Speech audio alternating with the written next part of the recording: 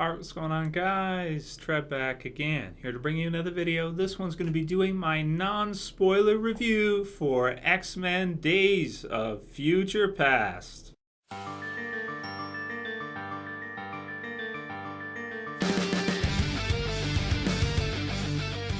Alright, good stuff. So to anyone who hasn't seen it yet, don't worry. I won't be spoiling it. I won't be ruining anything.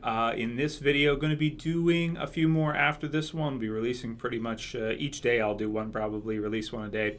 I'll do a spoiler review version. So for those of you who have seen the movie, you want to talk about the specifics of the story, stay tuned for that. Probably do that tomorrow. And then I'm going to do one talking about the after the credits scene. Don't worry, not going to say anything about it. And then I'll do one talking about a couple plot holes with the overall X-Men franchise for the Fox franchise that basically, due to them having so many movies and stuff, there are a few little plot holes here and there. One specific one I want to touch on, definitely. So those videos will be coming up pretty soon.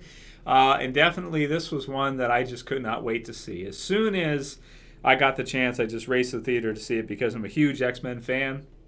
I've enjoyed all of the previous X-Men movies. Probably my favorite would be X2, which was also directed by Bryan Singer, as was this one. I even liked X3, Brett Ratner's film, thought it was pretty good too. And this one, to be honest with you, I feel like it's better than any of the others before it. I mean, you have all kinds of great stuff happening. If you guys have seen the trailers, you have time travel, you have events happening sort of in the future and in the past, sort of simultaneously in terms of us watching it, and then at the end kind of a whole resolution of everything. And it's pretty incredible. The way the Sentinels look, they look fantastic.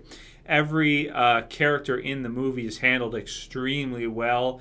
We even get to spend quite a bit of time with Mystique in this one, and also Magneto being a huge presence again too. Hugh Jackman's Wolverine gets to return again as well. We also have Patrick Stewart as Professor X returning, which is really cool. Ian McKellen as Magneto, and their earlier versions from X-Men First Class. And probably the best thing about this movie is if you like the X-Men franchise, this one ties First Class to the others.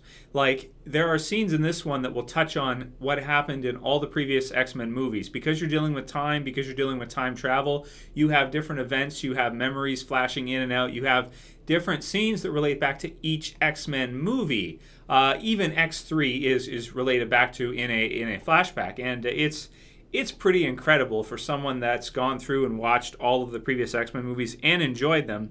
This one really is the best of the whole set, I'd have to say, at taking the whole franchise, because we've had 4 now, and then if you want to add in X-Men Origins Wolverine, which this even has ties into that, then we're at 5, and then the Wolverine as well too.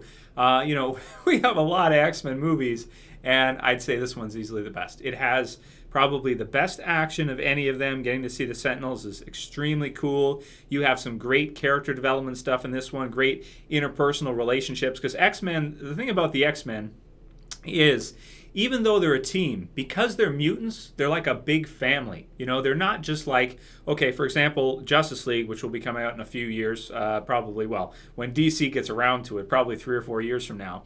Or let's talk about the Avengers, for example. The Avengers 2 is coming out next year, right? The Avengers are a team that are assembled together, but they're like a team, a unit, the special unit that's been put together. The X-Men are like a family. The X-Men are like a big family because they're all mutants, and they all share this unique trait that separates them from the rest of humanity. So it really makes their life tough, and they find sanctity in each other.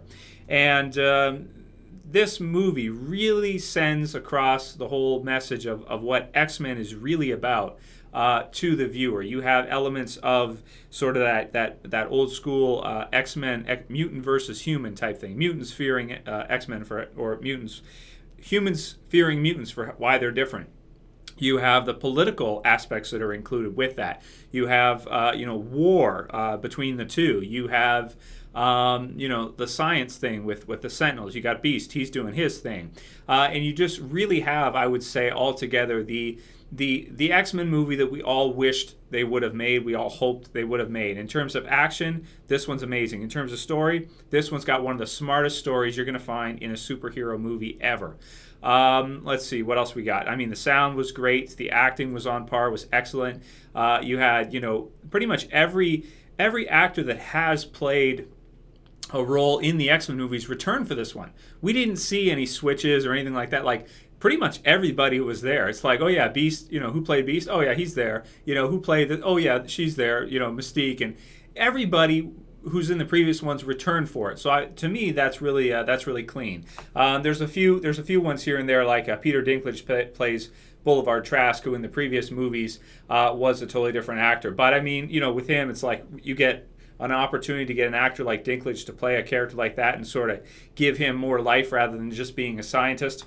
Go for it. Why not? So all in all, I would just basically say, without getting into any spoilers or anything, if you like the other X-Men movies, do not skip this one. You will not regret seeing this one.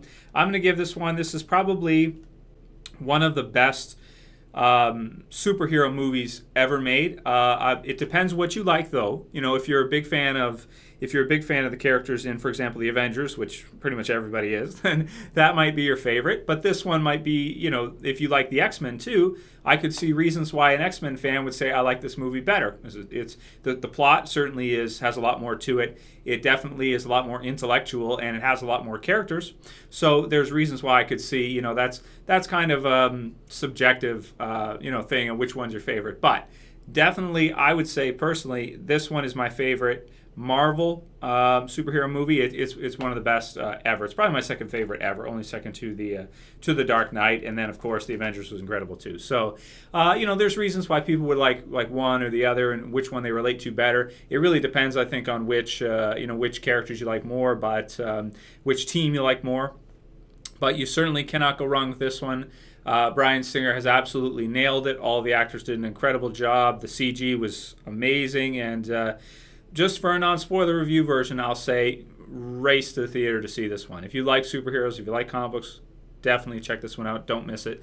I'm going to give it a 9.5 out of 10, which is a really high score for a superhero movie. I almost wanted to do like 10, but I don't know. It's pretty damn close to perfect. So I'll give it a 9.5 just to be kind of fair, because I am a little bit biased because of how much I love the X-Men.